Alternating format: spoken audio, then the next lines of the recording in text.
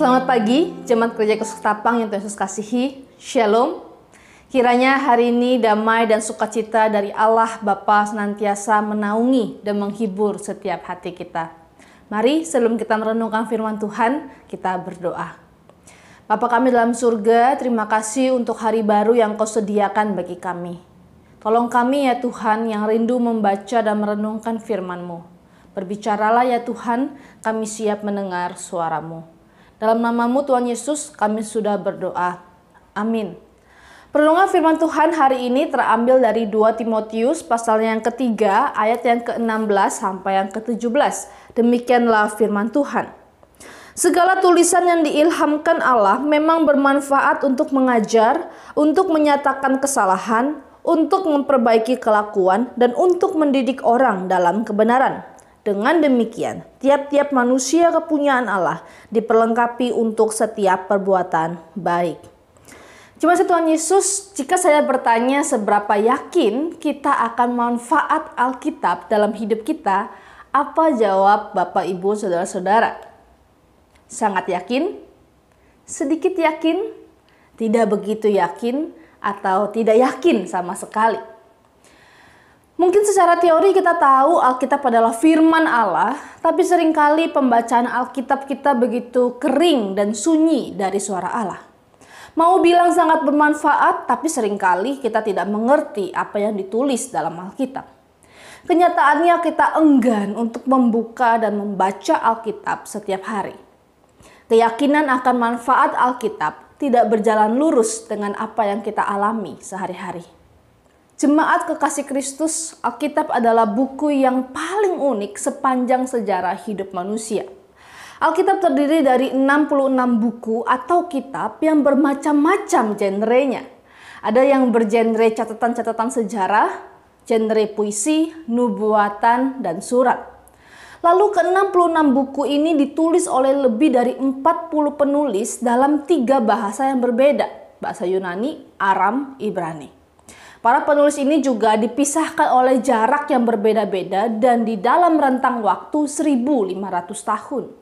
Dengan semua perbedaan ini, menariknya apa yang mereka tulis ternyata memberitakan satu pesan yang sama, yaitu Allah yang berinisiatif mencari, menyelamatkan, dan berelasi intim dengan umatnya. Dari perjanjian lama hingga perjanjian baru, kita akan selalu menemukan pribadi Allah yang sama, walau di tengah kondisi umat dan zaman yang berbeda.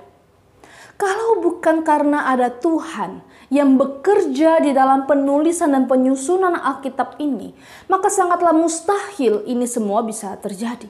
Kalau bukan karena Alkitab adalah firman Allah yang hidup, maka buku ini tidak mungkin bisa bertahan sampai hari ini. Bahkan masih membimbing banyak orang dalam keselamatan dan kesalehan hidup.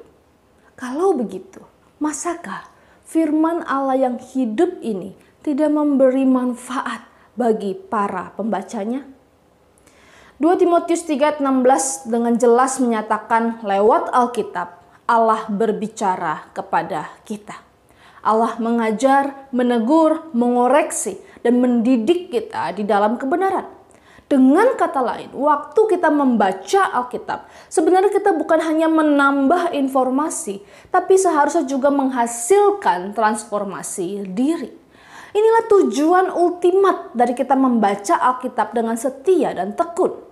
Setiap manusia kepunyaan Allah diperlengkapi melalui Alkitab untuk melakukan perbuatan-perbuatan baik yang memuliakan Allah Bapa kita. Jadi mari kita membuka Alkitab dan membacanya setiap hari. Bukan hanya waktu kebaktian saja atau hanya waktu diperlukan saja. Memang ada masanya Alkitab begitu kering dan sunyi. Tapi disinilah kita kembali memohon pertolongan Roh Kudus untuk berbicara kepada hati dan pikiran kita. Memang ada bagian-bagian dalam Alkitab yang tidak mudah kita mengerti. Tapi hal ini tidak menjadi alasan kita berhenti untuk membacanya, bukan? Kita bisa menggunakan buku renungan sebagai pendamping pembacaan Alkitab kita. Kita bisa cari di Google tafsiran-tafsiran ayat yang menolong kita memahaminya.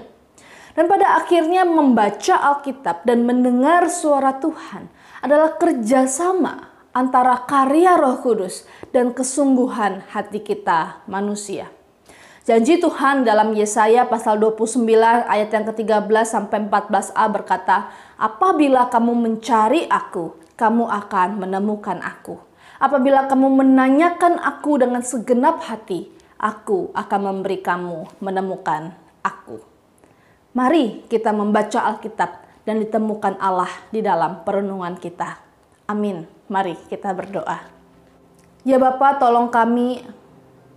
Ya Bapa, tolong hati kami agar selalu rindu dekat denganmu. Biarlah firman-Mu yang hidup terus berbicara dan menuntun kami dalam kehidupan ini. Agar hidup kami senantiasa memuliakan nama-Mu dan menjadi berkat bagi sesama kami. Di dalam nama Tuhan Yesus kami berdoa. Amin.